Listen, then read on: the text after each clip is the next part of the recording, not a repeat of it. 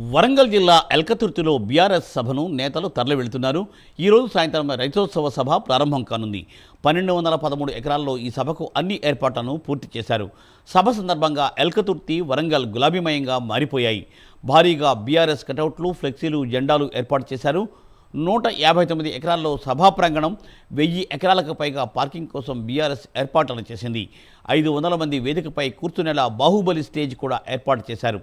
మరోవైపు విద్యుత్తుకు అంతరాయం లేకుండా 200 భారీ జనరేటర్లు కూడా సిద్ధం చేశారు.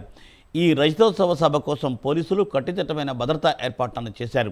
దాదాపు 1100 మందికి పైగా సిబ్బంది బందోబస్తు విధులు నిర్వహిస్తున్నారు. ఇంకోవైపు ట్రాఫిక్ సమస్యలు తలెత్తకుండా వాహనాలను కూడా దారి మళ్లించనున్నారు.